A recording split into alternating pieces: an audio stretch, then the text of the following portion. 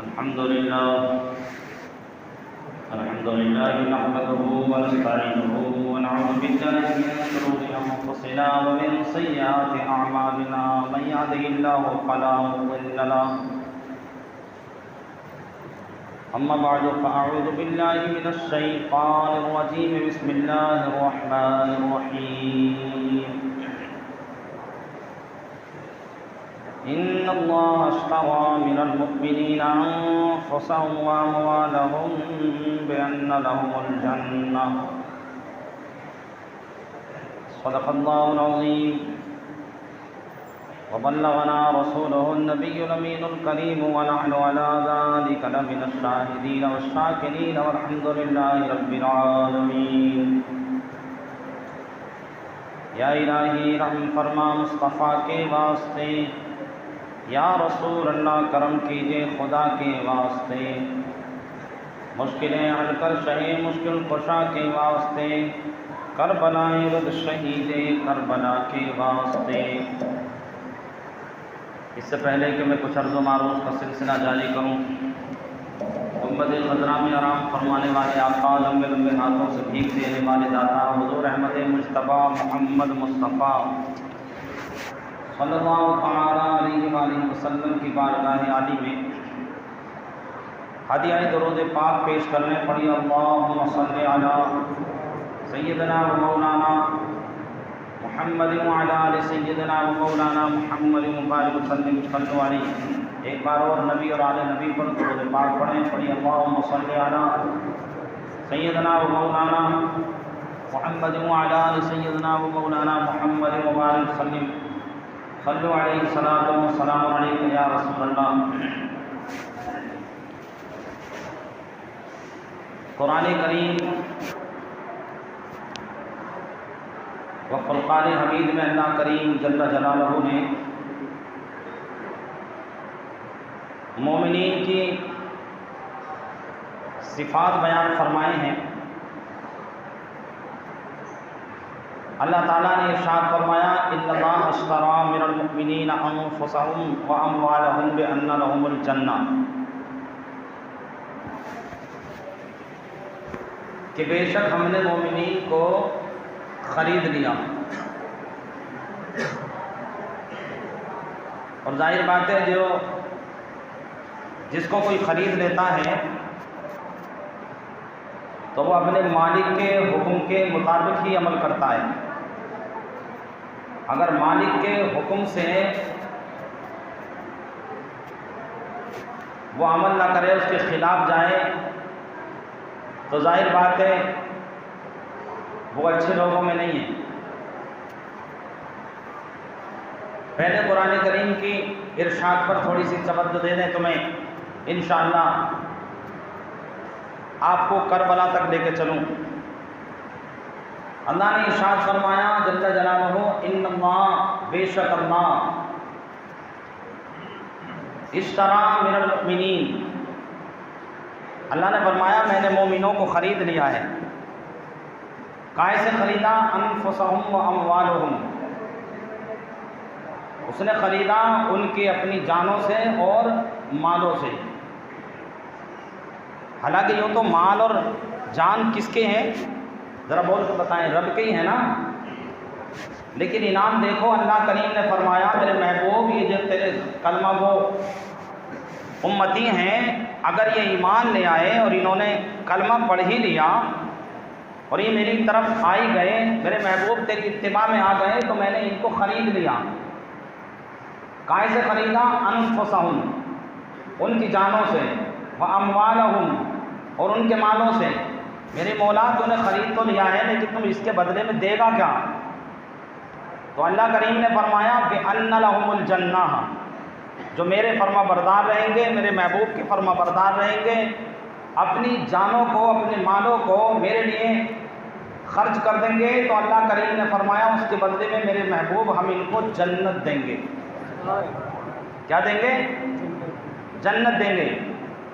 اس لیے کسی شاعر نے بڑے اچھے انداز میں کہا ہے کہ محفوظ جس کے دل میں ہے الفت رسول کی، محفوظ جس جس کے دل میں ہے الفت رسول کی، محفوظ جس کے دل میں ہے لوگو الفت رسول کی، تو ڈھونڈے گی اس کو حشر میں، ڈھونڈے گی اس کو حشر میں رحمت رسول کی، ڈھونڈے گی اس کو حشر میں۔ اور وہ آسماں کا چاند بھی شرما کے رہ گیا، وہ آسماں کا چاند بھی شرما کے رہ گیا، کب دیکھی جو اس نے موہنی، دیکھی جو اس نے موہنی صورت رسول کی، دیکھی جو اس نے موہنی صورت رسول کی۔ اور سر کو کٹا کے یہ کہا لوگو زہرا کے لال نے، سر کو کٹا کے یہ کہا زہرا کے لال نے، کیا کہ بدلے میں اس کے بخش دے، بدلے میں اس کے بخش دے یہ امت رسول کی، بدلے میں اس کے بخش دے امت رسول کی، محفوظ جس کے دل میں ہے الفت رسول کی۔ میں نے اللہ کریم نے ارشاد فرمایا یقاتلون فی سبیل اللہ فیقتلون ویقتلون۔ اب یہ مومنوں کے صفات بیان فرما رہا اللہ کریم۔ اللہ کریم نے ارشاد فرمایا یہ میرے مومن وہ ہیں جن کی جانوں کو، جن کے مالوں کو میں نے خرید لیا ہے، میرے محبوب یہ بتا دیں اسے۔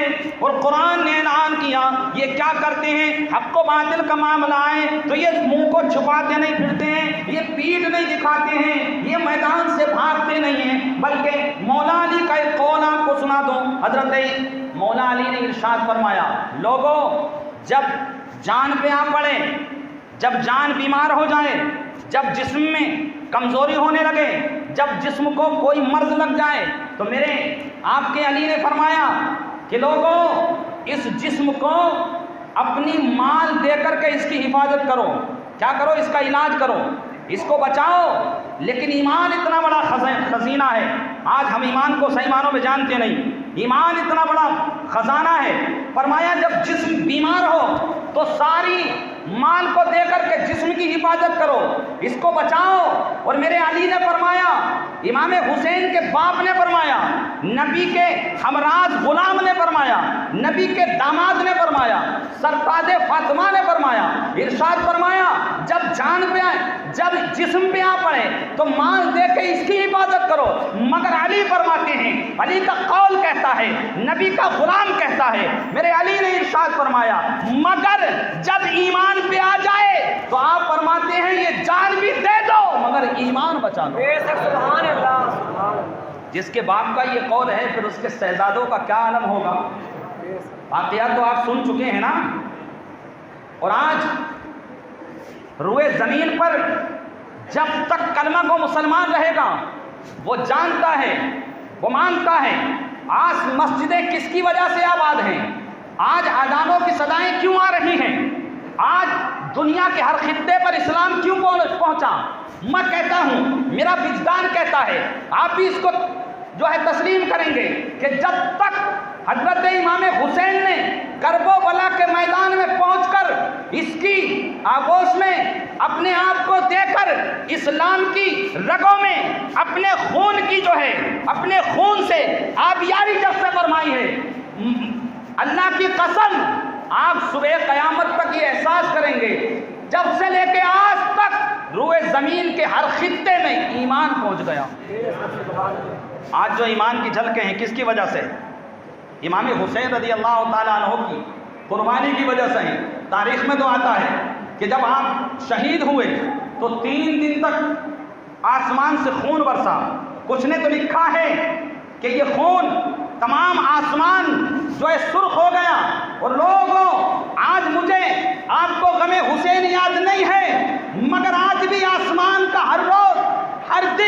ہر شام یہ کہتی ہے کہ امام حسین کی یاد میں آج بھی جو ہے تم نے بادلوں میں دیکھتے ہو کہ آج بھی آسمان خون کے آنسو رو کر کے اظہار کرتا ہے کہ میرے امام پر بڑا ظلم ہوا ہے۔ آپ جانتے ہیں کربلا کے میدان سے جب چلے، اب میں تمہیں تھوڑی سی، اب چونکہ تم نے شہادتیں تو سن چکے ہوگے، آخری لمحات چل رہے ہیں، جب یہ قافلہ روا دبا ہوا، تاریخوں میں آتا ہے کہ ابن زیاد کی سرپرستی میں چلتے چلتے ایک مقام پر یہ رکے، اور وہاں رک کر انہوں نے کہا کہ پانی کی ضرورت پڑی قافلے کو، تو آسمان کی دھوپ کے نیچے، ننگے آسمان کے نیچے، زمین کے اوپر تپتے ہوئے ریت میں حضرت زین العابدین اور آپ کے ساتھ جتنے بھی اسیران کربلا، حضرت فاطمہ کے گلشن کے تمام گل اور کلیاں جہاں موجود تھیں، اس ظالموں کے لیے شاندار شامیانے کا انتظام ہوا، اس کے لیے بہترین مسند بنی، مگر تاریخ گواہ ہے جب آسمان کا کہیں شامیانہ نہیں ہوتا، بڑے تو بڑے، بچے تو بچے، بڑوں کو بھی برداشت نہیں ہوتی ہے۔ حضرت سکینہ رضی اللہ تعالی عنہا کی تاریخ کلیجہ منہ کو آتا ہے۔ آپ نے ایک طرف نظر اٹھا کے دیکھا، ایک چھوٹا سا درخت تھا، اس کا چھوٹا سا سایہ تھا، حضرت سکینہ وہاں تشریف لے گئی، اور لوگوں تمہارے پاس آج بستر ہیں، آج تکیے ہیں، آج گدے ہیں، مگر امام حسین کی شہزادی حضرت سکینہ رضی اللہ تعالی عنہ تشریف لے گئی، پیڑ کے سائے میں مٹی کا تکیہ بنا کر کے لیٹ گئی، بچی کو نیند آ گئی، آرام ملا، نیند آئی۔ تاریخ گواہ ہے، پانی بہت دور سے آیا، ٹائم ہو گیا، اندھیرا ہو گیا، حضرت سکینہ آرام کر رہی ہیں، قافلہ چل دیا، قافلہ روا دبا ہے۔ قافلہ جب آگے چلا تو تاریخ گواہ ہے کہ کچھ دور چل کر کے امام حسین، لوگ جس کو نعوذ باللہ کچھ لوگ مردہ سمجھتے ہیں، لیکن وہ مردہ ہیں جو ان کو مردہ سمجھتے ہیں۔ میرا امام مردہ نہیں، میرا امام تو زندہ ہے، اور ایسا زندہ ہے جس کی وجہ سے الحمدللہ آج اسلام زندہ ہے۔ تمہارے نام سے کروٹ بدل نہیں سکتے، ہمارے نام سے آواز دو زمانے کو۔ آج بھی امام کی آواز کربلا سے آتی ہے نا، تو اہل ایمان کے دلوں میں جو ہے الحمدللہ ایمان کی شعائیں پھیل جاتی ہیں۔ بتانا یہ چاہتا ہوں، قافلہ رک گیا، قافلہ خود نہیں رکا، چل پڑا، مگر امام پاک کا سر مبارک جس پر نیزے پہ تھا، وہ نیزہ زمین میں گھس گیا۔ یزیدیوں نے زور لگائے، اسے اکھاڑنا چاہا، مگر نیزہ اکھڑ نہ سکا جس پر آپ کا سر مبارک تھا۔ پھر بلائے، زور لگایا، ایک نے نہیں کئیوں نے لگایا، لیکن نہ اکھڑ سکا۔ وہ جانتے ہیں نا یہ شیر خدا کے شیر کا سر مبارک ہے، انہیں معلوم ہے نا وہ تو دولت نے انہیں اندھا کر دیا تھا، گمراہ کر دیا تھا، یہ دنیا کے لالچ نے انہیں تباہ اور برباد کر دیا تھا، لیکن وہ تو جانتے ہیں نا، وہ یہ بھی جانتے تھے کہ اگرچہ ان کا سر جو ہے تن سے جدا ہے، مگر یہ وہ حسین ہے کہ ان کی روایات تو یہ ہے کہ یہ بعد شہادت بھی اگر ان کے سامنے مقابلے میں کوئی آتا ہے تو یہ تب بھی مردہ نہیں بلکہ زندہ ہے، اس کا کام تمام کر دیتے ہیں۔ مختصر یہ ہے کہ انہوں نے زور لگائی، نہیں ہوا، پھر وہ سمجھ گئے کہ امام زین العابدین سے انہوں نے رابطہ کیا۔ حضرت یہ نہ معلوم کیا ہوا، آپ کے بابا کا سر مبارک جس پر ہے یہ نیزہ نہیں اکھڑتا۔ میرے امام نے اتنی بات سنی تو آنکھوں سے آنسو جاری ہو گئے حضرت زین العابدین کے، اور آپ نے ارشاد فرمایا، عرض کی اپنی پھوپھی جان سے کہ پھوپھی جان ذرا دیکھو تو صحیح، کئی قافلے میں ایسا تو نہیں ہے کوئی ہمارے قافلے کا کوئی رہ گیا ہو۔ مختصر یہ ہے کہ جب دیکھا گیا تو پتہ یہ چلا کہ حضرت سکینہ وہاں موجود نہیں تھی۔